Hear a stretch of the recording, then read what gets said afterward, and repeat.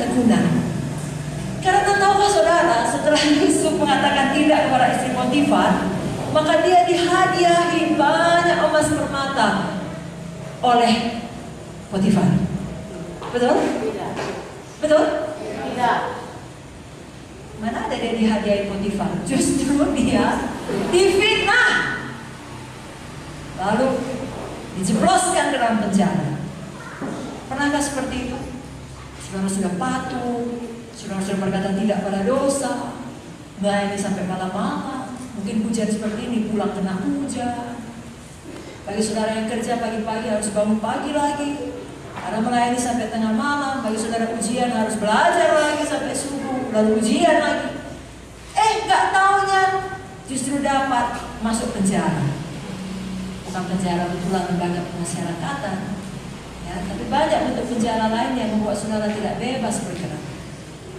Artinya justru saudara dapat aniaya, saudara dapat penderitaan, saudara difitnah. Tahukah saudara, di dalam pengertian seluruh dunia pada waktu itu, Yusuf sangat jahat. Karena tentunya dunia percaya apa yang dikatakan Potifar dan istrinya. Mereka berkata, Yusuf ini ya mau berbuat jahat kepadaku, dia mesum, jebloskan dia dalam penjara. Lalu di mata orang, memanglah ini pemuda Ibrani kurang ajar, udah diangkat, dipercaya kerja, mau makan istri tuannya. Justru yang sebaliknya kebenarannya. Tapi tidak ada yang tahu. Yang tahu hanya Yusuf, yang tahu hanya Tuhan. Dan sekarang Yusuf di penjara, tidak tahu sampai berapa lama waktunya. Saudaraku, kalau makin berat pergumulan saudara, tes saudara, ujian saudara, makin dekat saudara pada jawaban. Pada visi. Jangan menyerah. Sekali lagi jangan menyerah. Jika rasanya tidak tahan lagi, seperti saudara ada di dalam api, saudara ingat kisah Sadrak, Mesak, Abednego. Mereka juga dilemparkan ke dalam api, tetapi Yesus ada di sana. Tuhan ada di sana. Tidak tinggalkan mereka. Tuhan juga ada bersama saudara. Dalam dapur api penderitaan apapun, di mana seluruh dunia menganggap saudara salah, apalagi sekarang zaman sosmed, sangat mudah merusak nama baik seseorang, betul? Tinggal disebarkan aja hoax. Lalu semua orang berpikir saudara yang jahat, saudara yang salah. Padahal tidak, justru kebenarannya saudara seperti Yusuf, saudara yang menolak dosa. Tapi saudara difitnah. Jika itu terjadi, biarlah firman Tuhan pada malam ini lulus ujian ketekunan. Lulus ujian ketekunan. Lagi-lagi yang kita tuliskan, di dalam penjara pun Tuhan menyertai Yusuf. Sehingga kepala penjara senang kepadanya, memberikan kuasa ke seluruh penjara itu. Walaupun sebenarnya dapat kuasa seluruh penjara pun tidak, saudara, kita bisa bahagia namanya dalam penjara. Tapi Yusuf sabar dalam bentukan itu.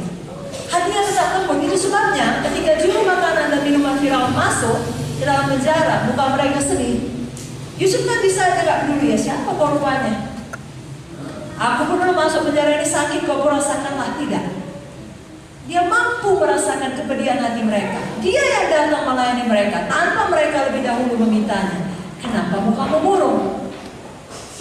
Kalau saudara sudah mengalami banyak penderitaan, Tuhan mempersiapkan saudara untuk pelayanan yang besar. Amen. Hati saudara lebih bisa mengerti orang. Amen. Kalau saudara pernah, maaf ya, kalau saudara pernah ketabrak, pernah kaki patah, pernah harus jalan dengan tongkat atau pasang pen, lalu kemudian setelah beberapa tahun pulih betul-betul gak ada lagi ketahuan dulu pernah ketabrak.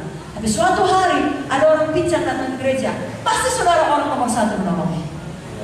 Karena saudara pernah merasakan. Kalau saudara gak pernah merasakan, kalau saudara gak pernah merasakan sakit yang amat sangat, karena asam urat atau penyakit lainnya, saudara gak punya belas kasihan pada mereka yang sakit. Di dalam KKR ada orang sakit lalu mengeluh dia, katanya marah saudara. Diam saudara. Karena saudara gak pernah menderita seperti itu. Tapi kalau saudara pernah menderita, saudara tahu sakit rasanya. Saudara mengerti. Saudara kasihkan dia minuman, ya. Saudara kasihkan dia aqua atau saudara tenangkan dia. Kenapa? Karena saudara pernah merasakan penderitaan itu. Sama dengan Yusuf, dia pernah merasakan penderitaan itu. Lalu dia bisa melayani juru minuman dan makanan tersebut. Singkat cerita, dia beritahukan mimpi mereka, dan salah satu di antara mereka dipulihkan kedudukannya.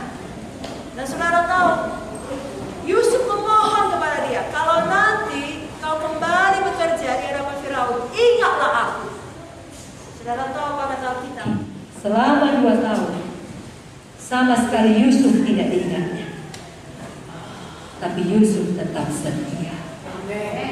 Saudara juga melayani, menolong orang yang menderita seperti dulu saudara menderita. Saudara jemput jiwa, saudara kunjungi jiwa, saudara bawa jiwa ke KKR. Tapi tiba saatnya saudara perlu pertolongan, gak ada yang ingat saudara. Kalau orang sakit, saudara pertama ke rumah sakit. Saudara pertama ke rumahnya mengunjungi dia. Suatu hari, saudara yang sakit, gak ada yang mengunjungi. Ketika itu terjadi, jangan, aku tidak mau lagi gereja, aku tidak mau lagi beribadah, aku tidak mau lagi melayani. Semua itu orang-orang munafik, gak tahu YouTube, gak berterima kasih, dan seterusnya sudah jangan. Tetap seperti Yusuf. Kenapa?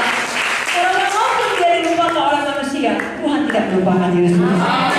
Tapi menunggu saatnya Tuhan. Saudara pun tidak pernah dilupakan oleh Tuhan. Jangan pernah menyerah, jangan pernah di tengah jalan. Tetaplah setia. Kita tahu ceritanya, suatu hari Firaun bermimpi, tidak ada yang bisa mengartikan mimpinya. Teringatlah pada Yusuf, dipanggillah Yusuf, Yusuf artikan mimpinya. Betul-betul Firaun percaya, diangkatlah dia untuk memegang kekuasaan dari seluruh Mesir, hanya tahta itu saja bedanya dari dia. Dia betul-betul sukses, dia sampai jadi penguasa, sama seperti mimpinya. Dan ujian yang terakhir adalah ujian yang paling penting, namanya ujian kesuksesan. Ada banyak orang, saudara mungkin datang dari broken home, lalu Tuhan pulihkan, atau dari bangkrut, lalu Tuhan berkati.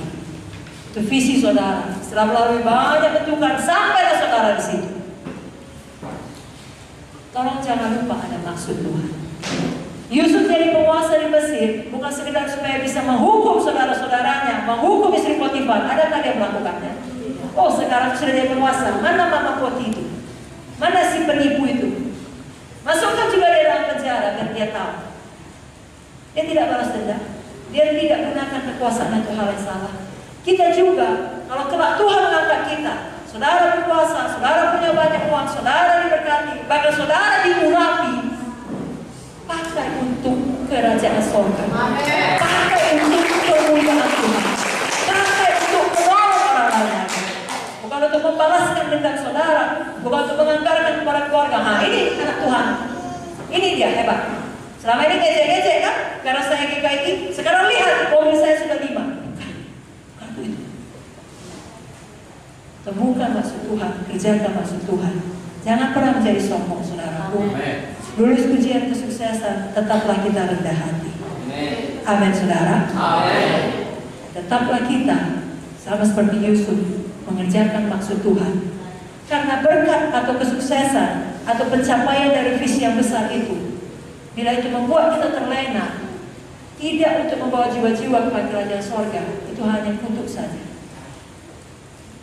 Dunia ini hanya sementara. Biarlah semakin saudara diberkati, semakin saudara menyelamatkan jiwa. Berapa